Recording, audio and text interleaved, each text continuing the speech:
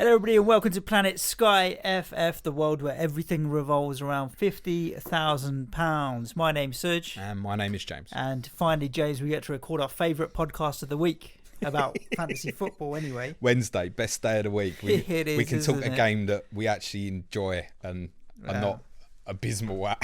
It's been okay. We're average. It's been okay. How was your week for your main team? The week was not too bad. I've had a rise, 99 points this week. I'm flake with that, my friend, which has risen me to 7,800 overall. Total points, 600. Oh, you're fucking testing me now, aren't you, boy? I just need to know how many ahead of me you are. 616. Okie dokie. That's 18 points ahead of me. It's nothing. It's about the same as it was last week, It's no? about a Stuart Dallas captaincy. So, I had to make 3 changes this week. Well, I say had to. I had to make 2 changes, in my opinion. I moved Raul Jimenez to Kevin De Bruyne on the Saturday after Jimenez's captaincy blank on the Friday. It was also basically a blank for Gator, although at least there was 3 points rather than 1 point from him this game week. Captain De Bruyne on the Saturday for a 10-pointer. I moved Pulisic and Antonio due to injuries on the Sunday to Gabriel and Dominic Calvert-Lewin. My reasoning for going Dominic Calvert-Lewin as opposed to a Danny Ings was I had cover in Tariq Lamptey for the Friday night, and I also knew that it was going to cost me extra to move Ings probably to Liverpool, then on to Calvert-Lewin possibly even. So I just decided forward-thinking planning, looking at Calvert-Lewin for that Fulham fixture that's coming up in a couple of weeks and thinking, do you know what? I am going to need an Everton player there. I'm confident that game is going to be the Sunday or the Monday. It's a 1 in 7 chance it will be the Saturday. So I think Everton will end up being the standout captaincy for that fixture. So it's a longer-term move, saving me a couple of transfers, particularly on the basis that I was already making a couple of transfers here that I didn't really want to be making. I wanted to be in a position where I was going to captain Antonio against Fulham this coming week, for example. Interestingly, what happened with Pulisic, that originally, had I not worked in a different solution or not got in Kevin De Bruyne, for example, on the Saturday, i.e. if I'd ended up going Jimenez to Ings, I would have started the captaincy on Pulisic on the Saturday as well, right? Yeah. So it's shit transpired against me, but also transpired for me. And I realised, obviously, there's so many of us in this position at the moment with injuries, which includes myself currently, because Tariq Lamptey is the only coverage I've got for Friday, and he may not even be fit. And I don't particularly want him in the squad at the moment, even though he scored on Sunday against Tottenham. Grealish, 16 points. That came from nowhere. Well done to Luke Disable. I saw that he captained him on Sunday. He did. That's a fucking differential, mate. Kane captaincy, Calvert-Lewin's goal. Gabriel, who is looking a solid buy, right? 9-pointer. No passing tier this week. Got tackle tier, didn't he? Tackle tier. Should have got red card tier as well. Was quite lucky not to. But the reason he never got passing tier was kind of what I alluded to on yesterday's podcast, was that for so long in that game, particularly in the first half, Manchester United couldn't even get into Arsenal's half. So he was never on the ball. That's not going to happen in too many games. Dallas captaincy on the Monday. Worked out obviously not too badly. I'm looking while I've got the armband on Bruno, but that's for next week, isn't it? For Saturday, potentially. You're already, 4 points from Andy Robertson, passing tier 1, no clean sheet again. Blank from Heung-min Son, which those ones hurt at the moment because that double Spurs is what's kind of been pulling me past people a little bit. Of course. So up into the top 8k, slowly crawling, it's going okay. I'm not in a bad position as many others who've got many injury dilemmas, and I think we've probably already made our best Sky decision of the week, because the timestamp is currently 11:40 a.m. in the morning, and we were going to start recording at 11 o'clock, and I said to Suj, hold on, Ralph Hasenhüttl is about to go into a press conference, and Danny Ings has been ruled out for at least 4 to 6 weeks. He said in his press conference, it's not good news. No shit. That's difficult. understatement of the week. I ended the week on 110 points, James. So I'm up into the 12Ks now from 20K, which is a very decent rise for me. On the Friday night, I had Patricio captain. I sold Antonio for Zaha on the Friday with no intention of captaining Zaha. I decided to keep the armband on Patricio just because Wolves had been defensively quite solid. I'd had the armband on him for ages, and what I'd done the previous week is move the armband onto Rodriguez when I knew he was fit and going to play, and I never liked moving the armband last minute. I had it on Patricio for a reason, kept it on him, got rewarded with 18 points, and Zaha just a 1-pointer. I'll stick with Zaha for the next 4 weeks now. I've got no reason to really move him on. They've got decent fixtures. They have. So Antonio to Zaha was one of my transfers. Pulisic, I then made moves to get rid of Pulisic for Gabriel, and I moved on Mo Salah for Danny Ings. Reason being, gave me two games of Danny Ings plus the captaincy on Friday night, and then I could decide I've got enough money to go from Danny Ings to Kevin De Bruyne, so I would have got 2 games plus a captaincy and skipped Mo Salah's game against Man City. And sorry, you came to this conclusion? No, we did. We did. I was originally going to move from who was I moving on? Suj is missing a lot out of this story here. That's when I rang you on the Sunday morning to think about it. So do you want to take credit for getting me an injury-prone player in Danny Ings into my team? But ultimately, Patricio 18 points. Robbo, you mentioned 4. I had the same Dallas captaincy. Lamptey's goal. Gabriel did okay. Zaha and Fernandes now sitting on my teams off blanks is a bit of an irritation, but so be it. Grealish, Kane captaincy, Danny Ings, Raheem Sterling was my captain on the Saturday that failed. So I now have Lamptey injured and Ings injured, which was both of my coverage for Friday night. If you won't be alone. If they are both not playing, I'm just going to skip it. Yeah, that's my instincts as well. And the original plan was to move from Danny Ings to Kevin De Bruyne on the Sunday for that game. I'll probably still do that. The truth is, like, Kevin De Bruyne in the game on Saturday he was just controlling the game that I like. I didn't actually check what he did in terms of tier points and stuff. Maybe not. No. But he could easily have been. It wouldn't surprise me if he was close to all the tiers but didn't get over the line on any tiers, because his passing and creativity was there to be seen. So I want Kevin De Bruyne back in my team. So then I'll have Sterling and De Bruyne, which actually sets me up not badly for moving forward. Because this part of this move you did has opened up to go to De Bruyne now. Am I right in saying From that? Ings, yeah. I've got enough money to do Ings to De Bruyne on Sunday. Job done. Do it. And that's it. And then I'll just ride it out. From there, I don't want to make any more transfers because I've made That's 6 what now. You was going to do anyway, yeah, right? Yeah. I was going to, and I would have just, the advantage was I got a captaincy out of Ings, but... I feel like I might have planned this for you as well. No, we talked about it as being an option. Where were you on Sunday? Because my other alternative is Sterling to Kevin De Bruyne if I don't want to double up on City assets. But after game week 10, it does look pretty good, so I may as well stick with it now. Yeah, I'm to be honest, I'm trying to work out moves at the moment to get me more City, not necessarily for this week. The real awkwardness at the moment is there is no great entry point. With the Liverpool game Sunday, that's the entry point really, is Liverpool this Sunday.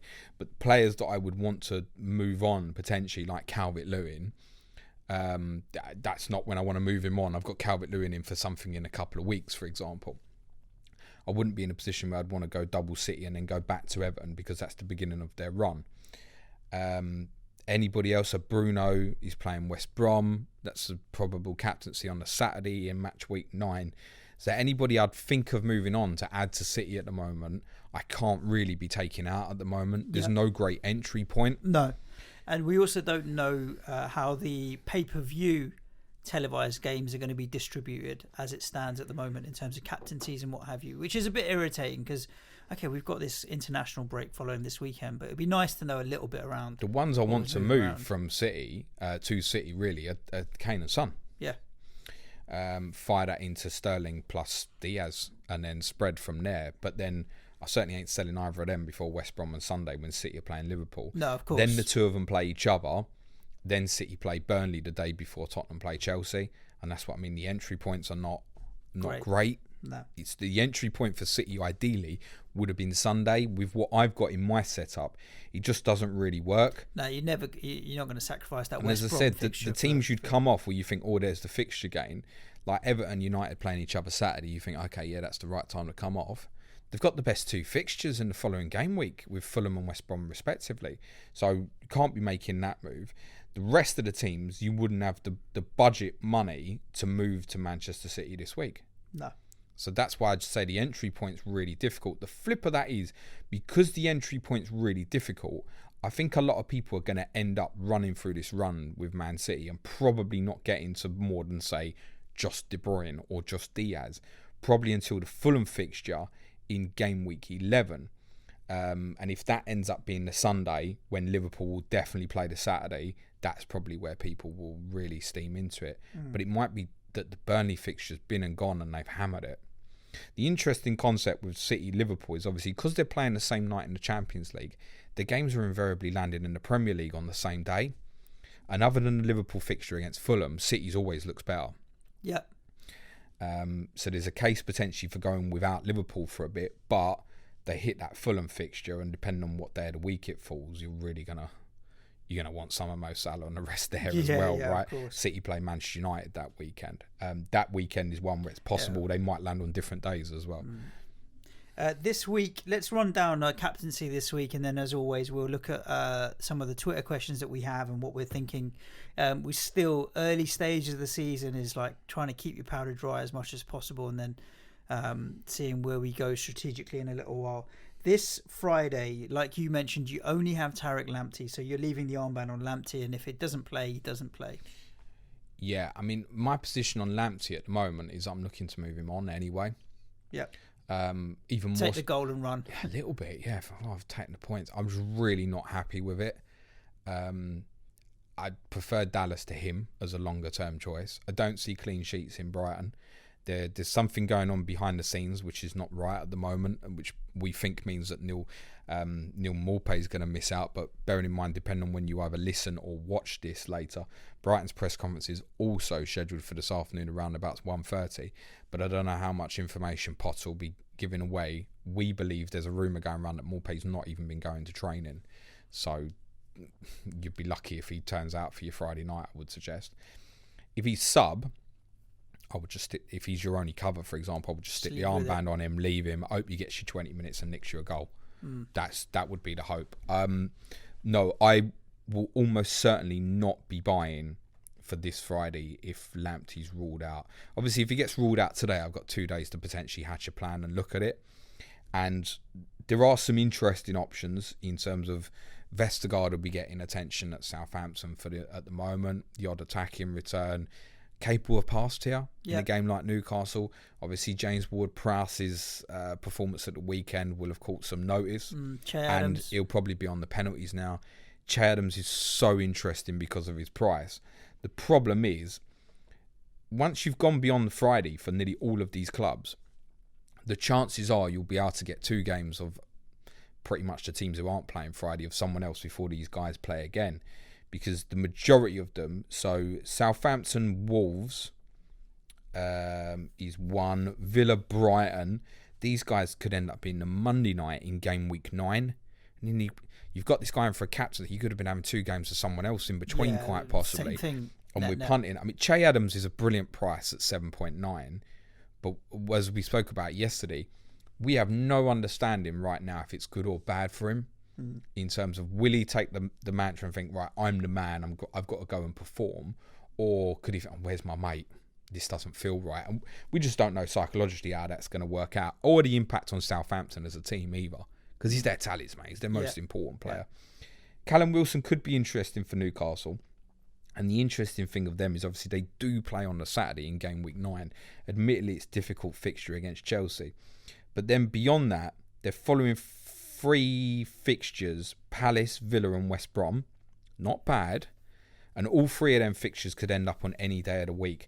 Particularly the game week 10 Friday night against Palace. Basically, there's only 2 games, as I said last week, can land on that Friday night. Palace Newcastle is one of them. West Brom Sheffield United is the other. So it might be with Newcastle, ironically, that you could end up with 2 captaincies. Southampton away and Palace away. I don't know how I feel about that. Yeah, I think with those, we're just taking what we get, really, rather than trying to really fill our boots. In game week 12, when they host West Brom, there are 4 games currently that could go into a Friday night slot, and that is one of them. So, in answer to my question, who you going to captain on Friday, Tariq Lamptey, I don't mind, because what you've probably done is killed off a few Twitter questions. I think the best option, if you said, right, go and buy some for the game week, do it, I'd go Adams. Personally, Wilson might be the longer term play here. I would avoid St. Maximin. I would avoid anything defensively Newcastle, because clean sheet or bust, they're not getting you tackle or passing tier in any game. No. So it would be reluctantly a longer term pick would be Callum Wilson. Brighton's just not right at the moment, and Burnley would never consider anyone for this game that wasn't called Nick Pope personally. Saturday, who have you got the armband on at the moment? So I'm probably going to be Bruno. Yeah, me too. But actually, the 4 players I've got, I will give consideration to all of them. I've got Gator and Dallas playing each other, and I suspect that will be low scoring. Yeah. Bruno and obviously Dominic Calvert-Lewin playing each other. I think the sensible play for me will be to go to Bruno just as an ownership protection and just take that. And if the others offer me something as differentials, brilliant. So I'm highly likely to go Bruno. I think the best choice for Saturday, if you happen to still be knocking about on it, is probably Timo Werner. At home to Sheffield United is probably the standout. If Mikel Antonio somehow makes a miraculous recovery and is declared fit to start, then it's him. You're still going to have some cojones to pull that.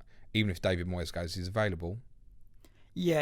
Are you still going to have some cojones to do it? I'm not wasting a transfer to get him back in before the international break. I would anticipate with, and it's worth saying that Pulisic has not been ruled out for Chelsea yet either. So they play in the Champions League tonight. Frank Lampard said yesterday that he obviously wouldn't play in the Champions League, but could be available for Sheffield United. If you're sitting there regretting that you sold him, please don't. I don't think he'll start. I'm in an FPL position where if he comes back for the Newcastle game, I'm quite happy with that. I certainly would not stick the armband on him. Even if Lampard says he's available, my instinct would be that he would probably be a substitute. So I definitely wouldn't stick the armband on him. I'm in a similar boat to you. Currently the armband is bust on Bruno. I own Dallas and Zaha playing each other. Again, you think it's going to be low scoring? I'd be tempted to go Zaha there, mate. I'm not tempted to go Zaha, just because he can really troll you. That's why I'm glad I don't own him. Yeah, I think with Bruno, he hasn't done a lot of trolling this year, mate. Bruno can easily take if Zaha scored a goal, but Bruno only picked up a pass tier 2 or something like that. I'd feel comfortable with that. I feel much more confident in Bruno picking up one of the tier points or maybe a couple of tier points than risking it on Zaha. I feel it's a safer bet. Wilfried Zaha on Saturday against Leeds will either be a 1-pointer, or a double pointer. Yeah, I would bet he'll either destroy them on the counter attack, or they'll kick lumps out of him and he'll get the needle and get booked. I would probably side on the needle and get booked. Yeah, me too. That's why I think I'll stick with a safe option of Bruno. And on the Sunday, I mean, there's so much choice on the Sunday, but can you look past Harry Kane and West Brom? If you've got like any of the assets, you've got Villa away at Arsenal, Gabriel at home to Villa, City and Liverpool playing each other. Let's be honest, the reality is everybody owns Harry Kane. If you're sitting there with Kane or Son, you're not going to not do it. You're also you're going to get the team as well, as an even added bonus to know that they're starting, which I'm certain they will. I wouldn't expect either of those 2 players to play in Bulgaria tomorrow night. So yeah, Harry Kane for me. Definitely Kane over Son for me. By the way, I've obviously got both. So I think that's where we are with Captaincy. Should we have a look at some of these Twitter questions? Yes, there's a few good ones in there. Is there? Yeah. Which ones? There's 30. I think this has gradually been increasing. Maybe because you put the tweet out earlier. I don't know. Maybe there's more FPL managers. But it's all about the timing, mate. It's all about send shit out just after Diogo Jota's gone mental in the Champions League and people got their fantasy hats on.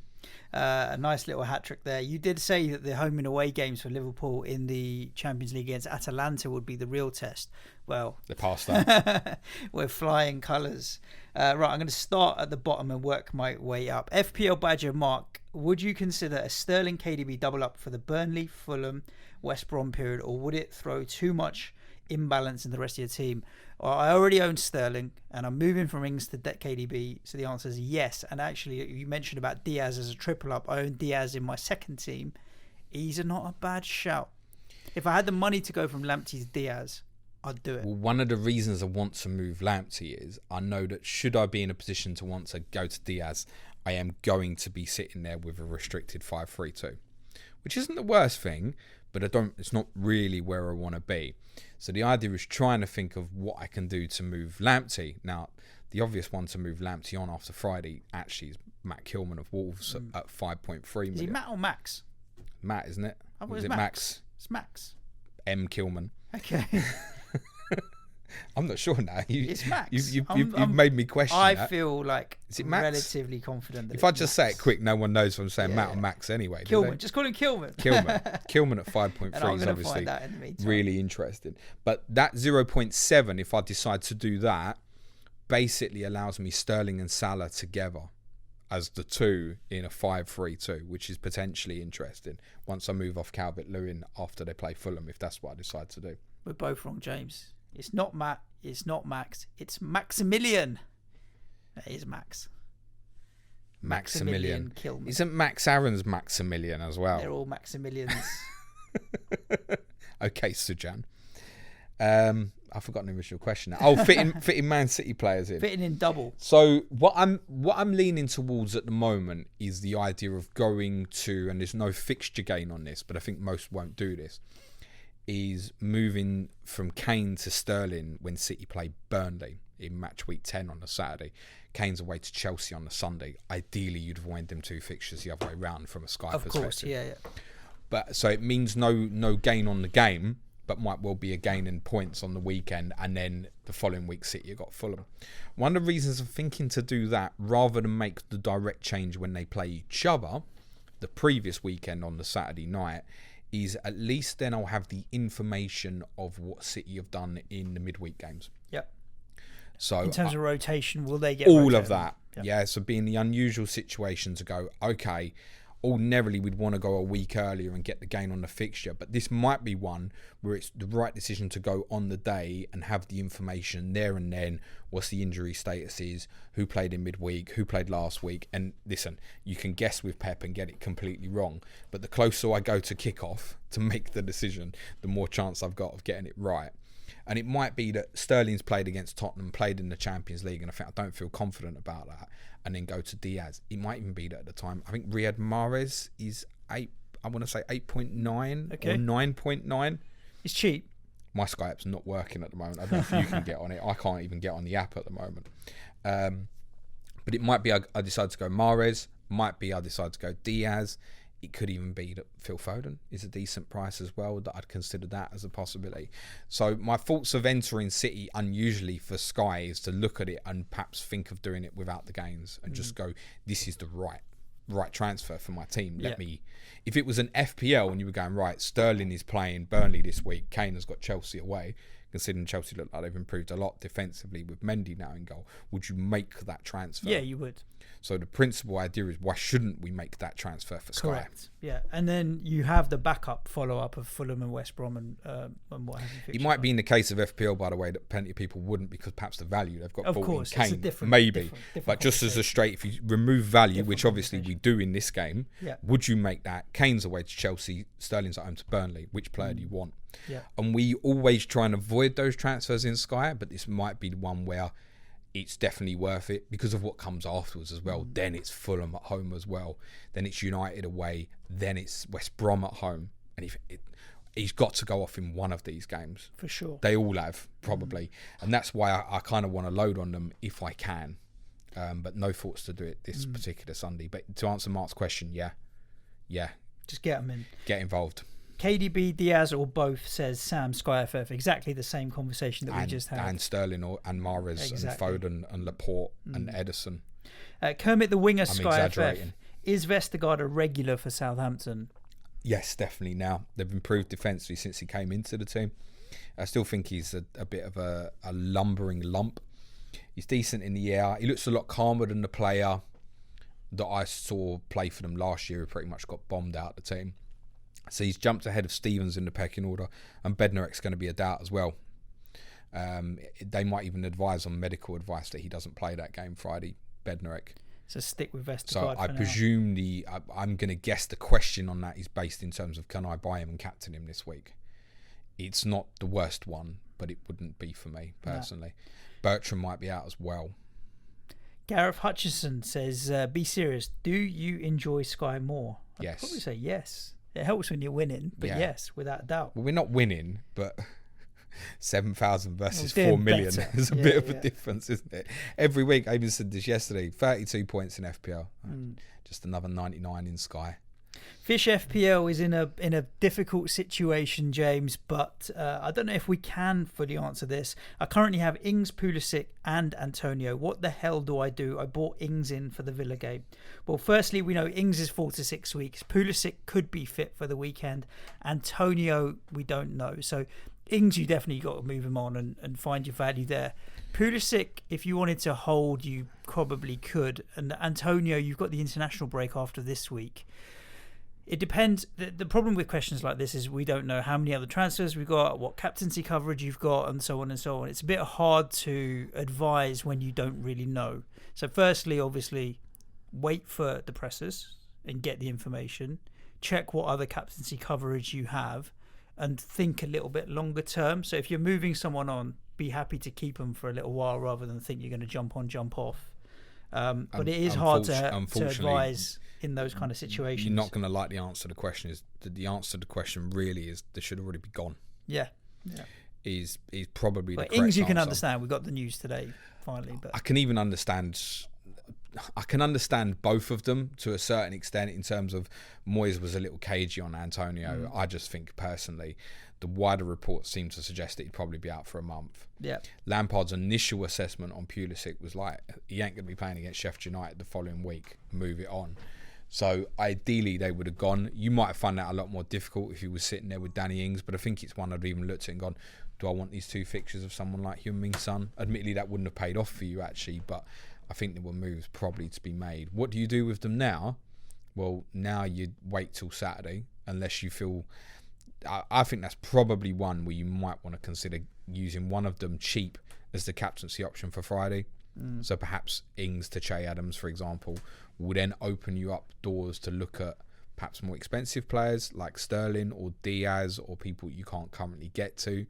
Because if you can now make Manchester City the entry point on Sunday by manoeuvring that, maybe you can. Maybe one option there is to look at Kilman and De Bruyne, for example, or Kilman and Sterling, rather than splitting them equally. I'm sure that would work from a financial if you looked at those two players in together, and that's probably worth considering. I would say Kilman now is safe for Wolves. Do you think so? Yeah, I think so. Interesting. He's not. Don't be blinded by the fact he got a passing tier against Newcastle. Like anybody can on their day against Newcastle. So he's not going to get many passing tiers. Their fixtures are a dog for a sustained period. It's never awful. But it's cheap. It's never awful, but it's never good. So you're only looking at the clean sheets. I don't think there will be many, but as you say, it's cheap. And the other thing with Wolves is they are reliable. If anybody can in these games be picking up clean sheets, they're the sort of club that will. So you shouldn't look too beyond it. 8 Nori at 5.5 I would stay away from at the moment. I know he looked quite promising and exciting in that position on Friday, but I'd stay away from that at the moment until someone said that Markel was definitely out, which is something we only hear as a maybe every week ongoing at the moment. Let's answer a couple of questions in one go, James. So Glenn Roy says, are you or have you moved Pulisic on? We have. Yeah. But the question is then Diaz, Chilwell or Zuma. But PM says, is Zuma or Chilwell the safer choice? Talk to me about Chelsea defenders and Zuma or Chilwell. For Sky, my preference would be Zuma. He had a habit of picking up passing tiers last season, actually. You need to be conscious that Rudiger is kind of back in and amongst the squad now. but I don't see him coming into the team anytime soon. Thiago Silva's going to be managed. You might find in some of these easier fixtures that Thiago Silva gets left out, so I wouldn't consider him. Chilwell obviously brings the extra attack in. Zuma's also a unit from set plays, right? We've got 3 goals already, Zuma. Yeah. I mean, defenders are going to start targeting him, going, okay, he's the main man, stopping header and the ball. Although that should be obvious anyway. Yeah, but yeah. I don't know. People do have weird things like John McGinn marking Vestergaard at set pieces. It does happen for some reason. I would prefer Zuma. They're both going to get rotated at certain points, I think. I think Zuma is probably the player that will play the most minutes, if that helps, for Chelsea during this season defensively. That would be my impression at the moment. You have to remember with Chilwell that Alonso and Emerson are still at the club. They're in the Champions League. Yeah, exactly. In some of these fixtures where you might want to stick the armband on him, those might be the fixtures where Lampard goes, I can afford to play Alonso today. That's the scary bit. Or I can play Azpilicueta at left back or Reece James at right back. We've spoken about this before. That's going to be an ongoing issue every week with Chelsea players. You've got James in FPL and you've decided, do you know what? I'm going to take the 8 points, against United or whatever you had. If it's going to be a 1 point, so be it. In Sky, you can't really afford that the same way. No. You want to know that these guys are going to play in the fixtures that you would consider captain them in. Yeah. It's worth saying Chelsea don't have too many of them. Looking ahead all the way through in terms of my planning for Chelsea, I would say it's very conceivable that I wouldn't have an armband on any of their players for the rest of this year as it stands currently. That would be just slightly dependent on where Leicester and Everton's fixtures land in game week 10, as it might be that Chelsea actually ironically against Tottenham on that Sunday might be of interest to you. But then Manchester United are playing Southampton the same day, so if you're sitting there with Bruno, if you're going to go Bruno, I think, aren't you? Or even if you were sitting there with the Tottenham players, you would arguably go Kane over Chilwell, wouldn't you, maybe? Yeah. If you were sitting in that position, for example. So the flip of that is, yes, you might not actually have the captaincies considered them at all for the remainder of this season, but that's probably why now they're not on my radar as such. Pulisic was partly in terms of this 3-game period that started last week. I think in that period I might need it. Looking ahead with the fixtures they've got and the way they may map out, don't need it. You probably don't.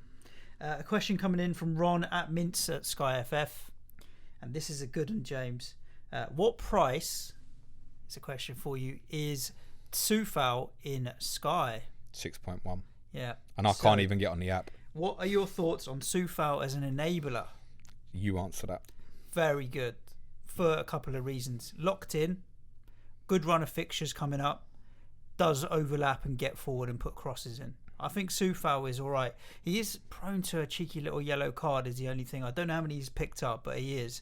But I don't know how many tier points he has or hasn't got. But I think he's not bad. At 6.1, what do you expect? He's cheap. You want a locked-in fullback who's bombing forward. I don't think it's a bad shout. Do you prefer him over Lamptey?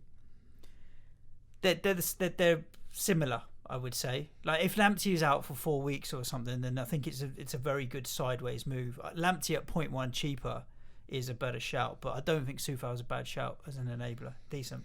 Sufal had tackle tiers against Tottenham and Manchester City. Well, when you got Cancelo and Son and stuff bombing at you, he's going to have to make a few tackles in those games. Well done, sir. You've nailed it. Yeah, no doubt. But he'll get more opportunities to go forward because he also he's had a couple of assists this season so far. So one, I believe, Suj.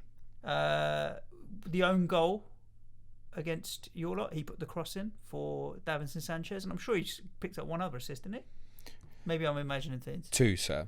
Okay. You can have the 2, yeah. Assist in the own goal. Yeah, I mean, well, yeah, you get it. You get the points. Even in Sky, you get it. The points. It's very true. It's very true. Would you prefer Sufal over Kilman? What price is Kilman? I don't 5.3. No, that's a lot of money to save. A lot of money to save. I think a lot of people be put off Kilman because they're already sitting there with Patricios and the like. I was going to say the same thing. I won't buy Kilman because I own Patricio. I don't really want to double up. So what's so? But at 5.3, aren't you better off thinking beyond the double up? We know there's guys out there who've gone with, say, Dallas and Ayling or Dallas and Meslier. I know there's a few that have even gone all three, for example, because they all offer decent value. That's why we sat there and thought about Ayling a lot at the overall period and going, well, if Dallas wasn't on the radar, we'd probably buy Ayling at 7. That was probably the point. So why can't you go Kilman and Patricio? I'm moving. Well, we talked about coming out of the overhaul with a strategy that keeps us going for a long period without having to make transfers by having players from 8, 9, 10 different clubs. I'm going to end up with a Wolves double up, a City double up, and suddenly I'm doubling up here, there, and everywhere. But these might be the differences that get you up top, potentially. Yeah, at some point. The reality is that if we just sit there all season with coverage from 10 teams, that's probably not going to win you the game. The difference maker is going to be, at the right times, having 3 City players or 3 Liverpool players or Son and Kane together, for example. Or it might even be double Wolves defence, double Leeds defence. These sort of things are probably going to be the small differences that break you away from the rest, that will get you from very good rank to great rank. So you have to consider these moves at some point. You can't just keep... I'm not going to bottle getting more than just Kevin De Bruyne in my team because Tariq Lamptey might cover me off a potential fucking captaincy. No, I think I'll skip it and go, no, I'm steaming into City. Yeah, agreed. Obviously, I can't sell Tariq Lamptey for Raheem Sterling, but you get the principle, I think. Ultimately, he's not a bad player in Sky. If it fits your strategy and your team, like for me, if you don't want to double up on Wolves' defence, you can't have Tariq Lamptey. 6.1, he's not a bad price in the game.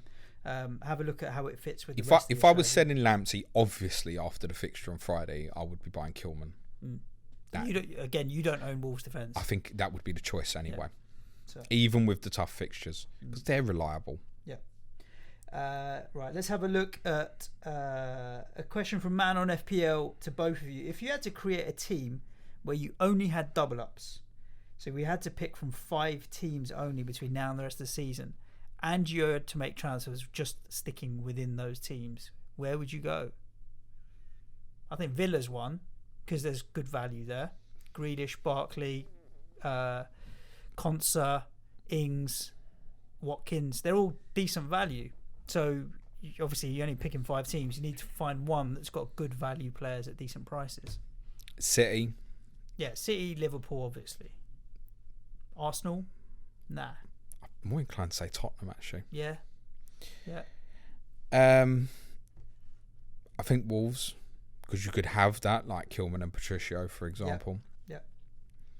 Leeds. Yeah, Leeds cheap. Bamford's cheap. Click, interestingly, had Parsons here Monday night, obviously playing in a deeper role. But I had to look back to see how often Calvin Phillips was picking him up. Not often, actually. So I would probably say City, Liverpool, Tottenham, Leeds, Wolves would be the 5 for me. Yeah. 2 more questions, James. There's a lot of questions around Pulisic and Ings and what have you, as we would expect. I skipped past one, so let me get back to it. FPO_pup. Do you put your milk in the tea before you've taken the tea bag out? I'm a coffee kind of guy. You don't drink tea at all, ever? No, but wife does.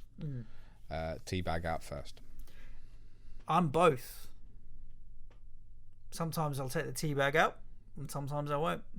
Is that like sometimes you have a gin and tonic and you have 2 slices rather than 1 of lemon? Yeah, maybe. I'll tell you what, though, right? If you've taken the tea bag out, and you accidentally put a little bit too much milk in, you're fucked. You're fucked, because you don't then have the ability to go to the bin, take the bag out and put it back in your fucking cup of tea, do you? No. Whereas if you left it in there, you can squeeze the tea bag to make it strong enough, just to the point that it's the right colour. There's also quite a simple solution for that. What? Don't put too much fucking milk in. Well, I mean, look, accidents happen. Is it? Yeah, accidents can happen.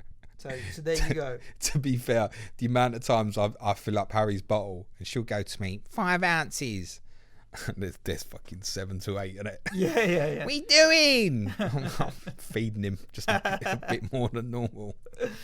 Everybody needs a cheat day. Yeah, exactly. Even 2-year-olds. Yeah. It's Friday, let him have 8 ounces. Oh, did he get through it all as well? If I gave him 20, he'd get through it, I think. Just give him the jug, he'd go for it, mate. Yeah, and we'll leave the last question to Ian Parring because this is an interesting question that can lead to a bit of a conversation. If you were given another overhaul this game week, how different would your team look compared to that of the actual one at the start of October? Not hugely. I think, you have to take into consideration, take the injury players out of your mindset. I suspect that come Friday night, again, I'm going to be wishing that Nick Pope was my goalkeeper rather than Vicente Gaeta. But I actually also think that's going to flip the other way in 2 or 3 weeks where I'm going to be glad that it's Gaeta. A little bit of probably acceptance that I probably should have gone Diaz rather than Robertson when I sold Van Dijk a couple of weeks ago. But that's neither here nor there. And that's not your overhaul team. I'm just looking at my overhaul team now, and I like my overhaul team. It wouldn't have been massively different. I like my overhaul team more than I like my current team. I would have picked Robertson rather than Van Dijk. That would have been handy. I wouldn't have bothered with Christian Pulisic, who was obviously part of it. Yeah, perhaps he's one that I would have skipped. I think Pulisic is one where I got sucked into, and a lot of us did, amazing price, and still amazing price. At some point this season, he's going to be brilliant for us. But being sucked into amazing price, thinking he's a long-term pick when I don't even know if he's really fit or not, and getting sucked into the value rather than taking, I need immediate points, and also thinking, as I'd highlighted, one of the reasons points I wasn't considering Chelsea at the time was I really didn't think there was going to be a lot of captaincy potential for them for the whole of 2020, and that still looks the case. So I wish I hadn't started with Pulisic. I think I wouldn't have made too many changes. Yeah, looking at my team now, like Patricio, Van Dijk, Lamptey, Dallas, Antonio, Grealish, Pulisic, Rodriguez, Kane, Salah, Sterling. I like that team. I just know that right as it stands right now, Van Dijk, Lamptey, Antonio, Pulisic, and Rodriguez have all got bloody flags on them. So I've had to make moves, and the moves you make, it's not like you can tear your whole team down and re-go back to your overhaul. But I do agree with you on Christian Pulisic. Actually, he probably was a risk too far. That's the one I wish I'd gone with Diaz rather than Pulisic. But at the time, the only information I had was a 2-pointer away to Leeds. But I think subconsciously I also should have known that I shouldn't judge games on, and I didn't judge it on Leeds, but then I didn't know what the capability of the player was in terms of other games. Is he definitely going to be first choice? How soon is Laporte going to be fit? All these things are always easy to reflect on in hindsight. But yeah, Diaz is probably the one that is valued. I wish I'd have started with an overhaul period, particularly as I didn't have De Bruyne at that point either. Yeah. That would have possibly meant that I'd captained Diaz this week, just gone. That's another 10 points, for example. But then I might be very grateful come Sunday that KDB's back in my team, right? And he won't be in a lot. Yep. So agreed. There's another player I just want to mention really briefly, just because I've been looking at ways to kind of come off Tariq Lamptey and how to shove funds about. And it's interesting that looking at that overhaul period, we spoke about midfielders so much. Antonio, James, Pulisic, Bruno, KDB, so many options. And the kind of consensus, I want like 7 midfielders if possible, but I also need 3 forwards. But a lot of the midfielders look the same. Antonio, James, correct, Bruno, KDB, whatever. Yep. It was kind of a group of 7-8 players max. Generally was how it looked. Bar the odd differential. Now it feels like it's changing, partly because of the injuries, Antonio, Pulisic, James. Concerns about Bruno's form, although if you've got him with what's coming up, Southampton, West Brom, etc., we should be holding. But it's almost come full circle where I've now been looking at really budget, cheap midfielders. And I have identified one that's interesting and one to keep an eye on. And I wouldn't rule out buying him this week because it probably opens the door for me to have a very strong defence, which I wish I'd have been firmer about when there was so many goals at that overhaul period and gone with Gabriel and Diaz, etc. The way I think it's going to end up for me. The player of interest is Conor Gallagher at West Bromwich Albion. 6 million. Same price as Lamptey, ironically. But then it might be that after United play West Brom, the entry point then again for the City-Burnley game might be for me to look at Bruno to Diaz. That then possibly allows me, which I can't afford at the moment, Salah and Sterling as replacements for Kane and Son. The reason he's interesting, he's only played the 3 games for West Brom, obviously, since joining on loan from Chelsea. tackle tier in each game. Tackle tier 1 v Burnley, tackle tier 1 v Brighton, tackle tier 2 v Fulham. Now, the judge on this is that it's really difficult to know from those 3 fixtures if he's capable of hitting the tackle tiers in harder coming games like Tottenham and Manchester United. But in principle, you would think less time without the ball, more capability of making tackles, possibly. Yep. Which generally seems to be, as a rule of thumb, over the 3 weeks across the whole of the Premier League, he's attempted more tackles than any other player. It's worth saying he doesn't always win it. So there's going to be the odd booking in there as well. But would you, as principal idea, if Tariq Lamptey was to get you 4 points every week, would you accept that? Sure. Why not with this guy? Yeah, it's worth a shout. He's one possibly to keep an eye on, and it might also cover a dirty West Bromwich Albion Sheffield United single game day. Possibly. And also, just on cheap players as well, just what I remember, Ryan Brewster at Sheffield United. Stop laughing at the back, right? He's 6.9 million. There could be, if that Sheffield United West Bromwich Albion game does end up on a Friday night, and I think it probably will, by the way, Ryan Brewster, there's an entry point of playing yourselves, West Ham on the Sunday, and then West Brom on the Friday. And it might not be the worst. The only other game we know hop on, hop off. The only other Sunday game we know at the moment that's definitely going in there is Leeds against Arsenal, which is a difficult one to call, I think. And it might be that Brewster, genuinely, he could be really interesting. We would never consider a forward at that price, would we? 6.9? No. But what if you get him in for them 2 games and does well, Yeah, and they improve? Could Played be 90 minutes against Man City. Don't rule that out as a cheap way of going either. The problem with that one, unlike when we've talked about going to the Bamfords and Che Adams, this one feels too cheap. Like, to get away from that, you're going to have to go back to a Lamptey or Conor Gallagher or something like that. Yeah. Interesting thoughts there for everybody. Don't forget you got a Friday deadline this week with matches and what have you. Do sort yourselves out with your Ings and Pulisic and Antonio problems as best you possibly can. Good luck with this game week. Ciao for now. Thanks everyone. Cue music please, man. Ciao.